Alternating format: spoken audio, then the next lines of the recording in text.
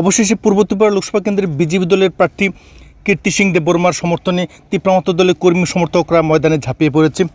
আসন্ন লোকসভা নির্বাচনে তীব্রমত দলের অন্যতম নেত্রী তথা তীব্রমত সুপ্রিম প্রদ্যুৎ কিশোর দেববর্মার বোন কীর্তি সিং দেববর্মা পদ্ম প্রতীকে ইতিমধ্যেই পূর্ব ত্রিপুরা লোকসভা কেন্দ্রে প্রতিদ্বন্দ্বিতা করার সুযোগ পেয়েছেন বিজেপি দলের তরফ থেকে। তীব্রমত দলের কর্মী সমর্থকরা কিন্তু এতদিন তীব্রমতার এই বরিষ্ঠ নেত্রীকে জয়ী করার জন্য তেমন কোনো ধরনের চেষ্টা করেনি। তীব্রমত দলের হেভিওয়েট নেতৃত্বদের নির্দেশে দলের যুবকর্মীরা ময়দানে ঝাঁপিয়ে পড়েছে। পাহাড়ের অলিগুলিতে আজ মহারানী কীর্তি সিং দেববর্মার সমর্থনে ব্যাপক জনসংযোগ কর্মসূচি, মিছিল, মিটিং তীব্র আকার নিচ্ছে। যদিও পূর্ব ত্রিপুরা লোকসভা কেন্দ্রের সিপিএম প্রার্থী রাজেন্দ্র রিয়াংয়ের নেতৃত্বে ইতিমধ্যেই ব্যাপকভাবে তীব্রসারা ঝাঁপিয়ে পড়েছে বলে জানা গিয়েছে এবং সিপিএম দলের পক্ষ থেকে দাবি করা হয়েছে যে পূর্ব ত্রিপুরা লোকসভা কেন্দ্র এবার সিপিএমের দখলে আসবেই।